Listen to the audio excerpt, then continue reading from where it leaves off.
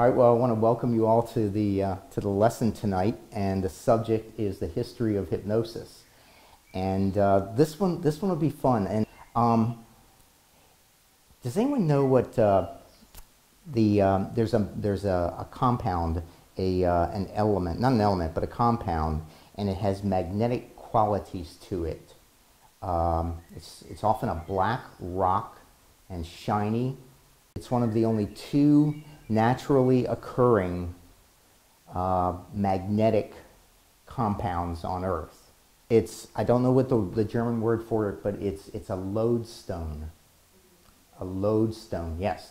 And it's often a rock, a shiny rock, and it is magnetic.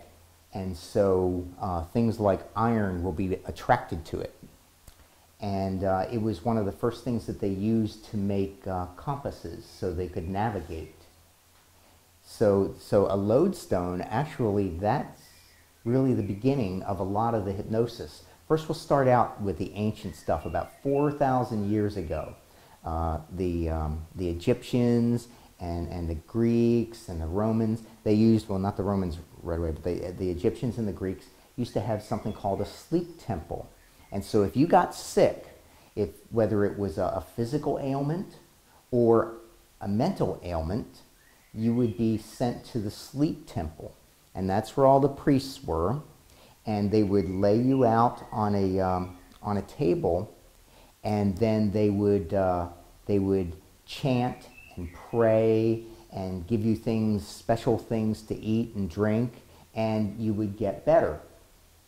Now, one of the reasons why you would get better is that if you were a regular person, you didn't get to go to the sleep temple. That was really a big deal. And also, you were told before you went to the sleep temple that you were going to be completely cured. So you had that expectation. You're in awe of this place, and you go in there, and they put you on the table, and they move their hands over you and pray and chant, and you get better. So that's really, if you think about it, when they would do the chanting and the praying and that sort of thing, these people would go into a trance state. And in that trance state, remember, we're suggestible.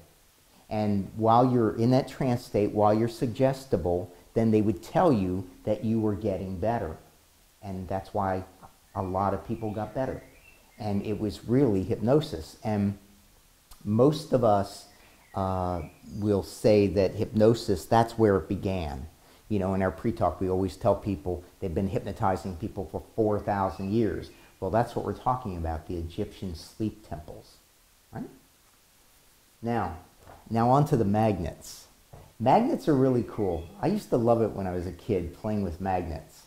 And I don't know, they were just so much fun. And the ancients thought they were a lot of fun too. And they thought that they could be used to heal people. So before Franz Anton Mesmer's time, people were using magnets to heal one another. And there was a fellow he was born in 1493 and died in 1541. Paracelsus was what he was called, but his real name was Philippus Aureolus Theophrastus Bombastus von Hohenheim. That's why he went by Paracelsus. And this guy was a physician. He was from Switzerland, and he, a Swiss German, and he used magnets to heal people. And people, you know, he'd pass the magnets over their bodies, and suddenly they get better because the doctor told them they were going to get better. You know, people are using magnets nowadays. If you go on the internet and Google magnets for health, you can buy all sorts of stuff. You can buy magnetic bracelets and magnetic rings and belts and all sorts of stuff. You can buy these things. They're still selling them. And because people think that they work, sometimes they work because of the placebo effect. Now, Paracelsus, I have to do some more research into him. Apparently, he was the most arrogant person who ever was born. I read one quote by him that he said he had more knowledge in one hair on his head than a smart person would have in their entire bodies. He was very, very happy with himself. So then there's this fellow that came after him about 100 years, well, about 50 years later, an Irishman by the name of Valentine Greatrakes. And he also was a faith healer, and he would heal people with the use of magnets. He would also drag his hands down their entire body, and that would heal them. They called him, this sounds very funny to an American, the Great Irish Stroker. Yeah, the Great Irish Stroker. And so if you got stroked by Greatrakes, you were going to get better.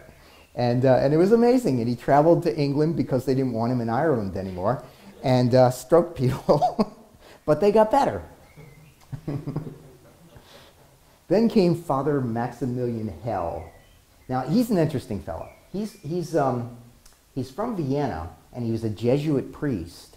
But his name was Höll, H-O-umlaut-L-L. Höll, which means, one of the Germans say Höll for me. H-O-umlaut-L-L. Pronounce that. Höll? Höll. Okay. Well, Höll means, auf Deutsch, Höll means hell, right? Yeah, like the place where the devil is? Okay. So then he changed his name from Höll to Hell, which to Germans, that's light, right? But to Americans and English speakers, that's hell again. So, so he went from hell to hell, but he he went around and he said his name was Maximilian Hell, and he was a Jesuit priest. And he also used magnets to cure people. And he had a student, and his young student, who was a young physician, was Franz Anton Mesmer.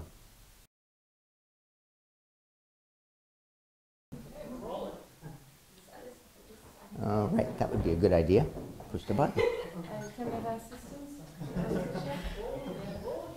Okay. Tell you what, Robert, would you please just aim that to me, just so my head is not. Yeah, just leave me about that much. Thank you. All right.